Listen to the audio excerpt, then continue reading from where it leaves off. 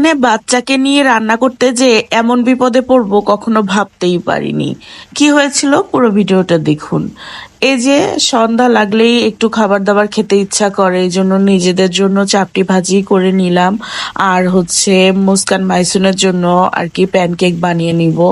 তো এই চাপটি আমি হচ্ছে বাদাম ভর্তা দিয়ে খাবো।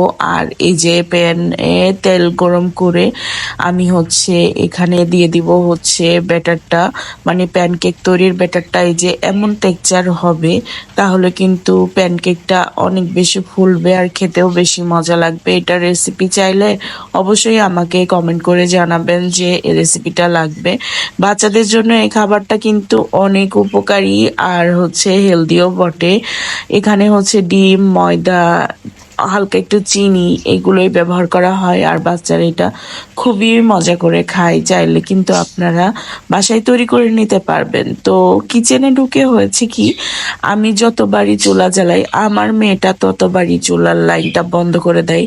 আর এখানে হচ্ছে চুলার ফ্লোটা হচ্ছে বাড়িয়ে কমিয়ে দেয়।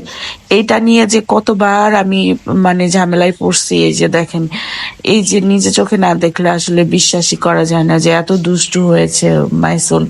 তো আমি হচ্ছে রান্না যখনই করি তখন ও হাজির হয়ে যায়।